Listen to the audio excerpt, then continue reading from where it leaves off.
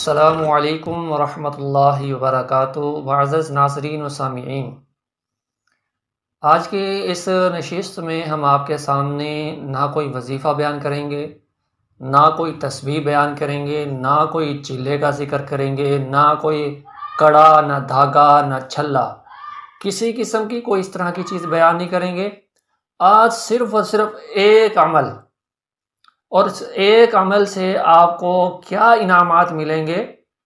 دولت، عزت، شہرت، کامیابی، بیٹے جیسی نعمت، ہر مشکل دور ہوگی اور ہر کام میں آسانی ہوگی، اور ان تمام انعامات کے ملنے میں ذرہ برابر بھی شک کی گنجائش بھی نہیں ہے۔ کیوں گنجائش نہیں ہے؟ کیونکہ یہ 5-6 انعامات جو میں نے آپ کو گنوائے ہیں، یہ سارے کے سارے انعامات دینے کا ذکر اللہ رب العزت نے اپنی پاک کلام قرآن مجید کے اندر کیا ہے۔ جس طرح قرآن مجید لا ریب کتاب ہے، جس طرح قرآن مجید میں کسی قسم کے شک کی کوئی بھی گنجائش باقی نہیں ہے، اسی طرح قرآن مجید کے اندر موجود ذکر کردہ ان انعامات کے ملنے میں بھی کوئی ذرا برابر شک کی گنجائش نہیں ہے۔ اخلاص کی ضرورت ہے، توحید کی ضرورت ہے۔ تو آئیے قرآن مجید سے ان کے دلائل لیتے ہیں اور دیکھتے ہیں کہ ان باتوں میں کتنی سچائی ہے۔ سب سے پہلے ہم بات کرتے ہیں کہ اس ایک عمل کی وجہ سے آپ کو عزت بھی ملے گی، شہرت بھی ملے گی۔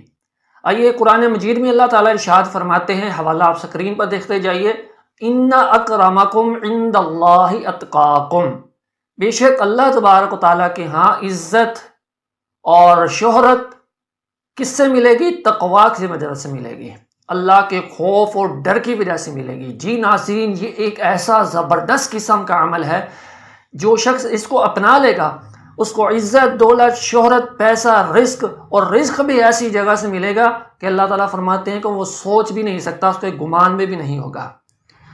ہم بات کر رہے تھے کہ اس ایک عمل کی وجہ سے عزت اور شہرت ملے گی۔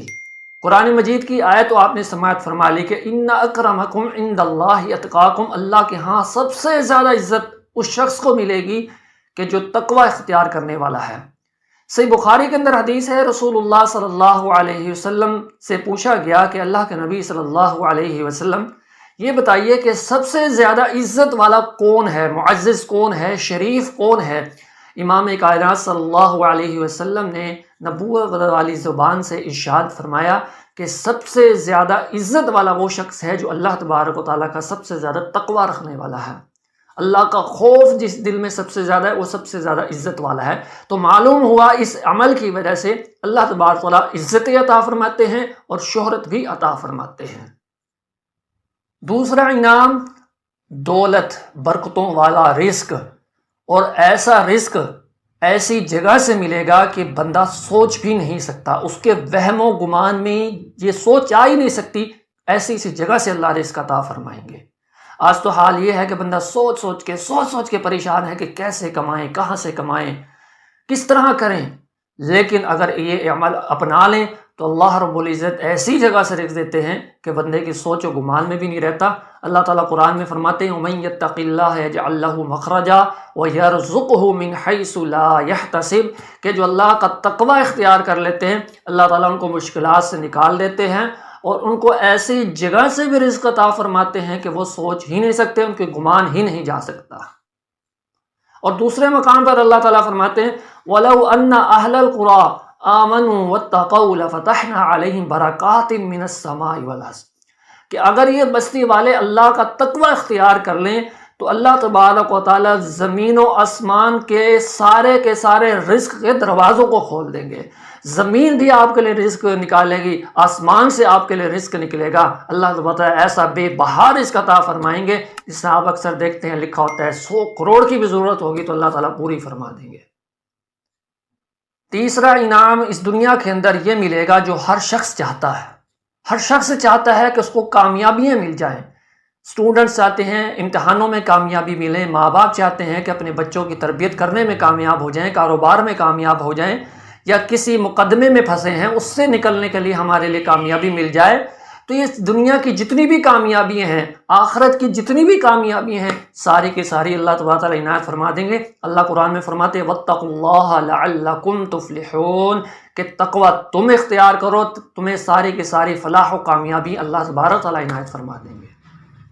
چوتھا انعام، جن لوگوں کو اولاد نہیں ہو رہی، بیٹے کے خواہش مند ہیں، وہ اس عمل کو اپنا لیں۔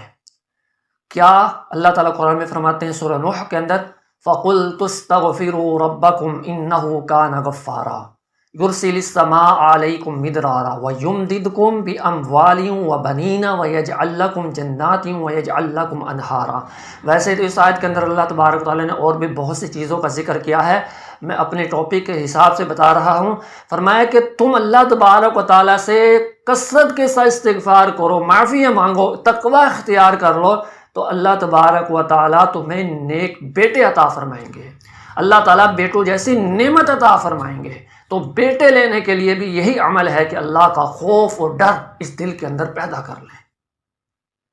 اور پانچواں انتہائی اہم ترین انعام جس کی آج ہر ایک شخص کو ضرورت ہے، آپ جس سے بھی پوچھیں گے تو آپ کو یہی کہے گا کہ میں بڑا پریشان ہوں۔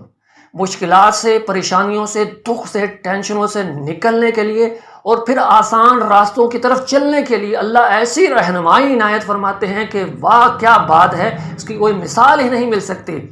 اللہ تعالیٰ فرماتے ہیں وَمَن يَتَّقِ اللَّهَ يَجْعَلْ لَهُ مِنْ أَمْرِهِ يُسْرًا کہ جو شخص ہمارا تقوی اختیار کرتا ہے، پھر اللہ تعالیٰ فرماتے ہیں ہم اس کے لیے مشکلات سے نکلنے کے سارے راستے ہی آسان فرما دیتے ہیں۔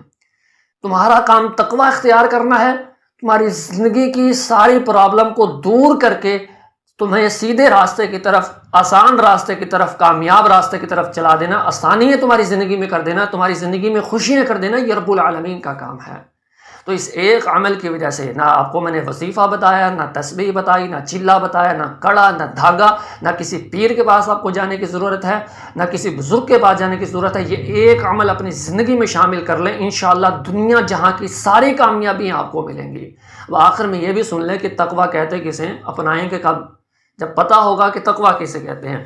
تقوی کے بارے میں بہت سے محدثین اور مفسرین نے لکھا ہے، میں ان سب کا خلاصہ آپ کے سامنے رکھ رہا ہوں کہ تقوی یہ ہے کہ آپ نیک اعمال کے ذریعے سے اللہ تبارک و تعالیٰ کی نافرمانی کے سارے کام چھوڑ کر زندگی بسر کریں اللہ سے ڈرتے ہوئے، یہ تقوی ہے۔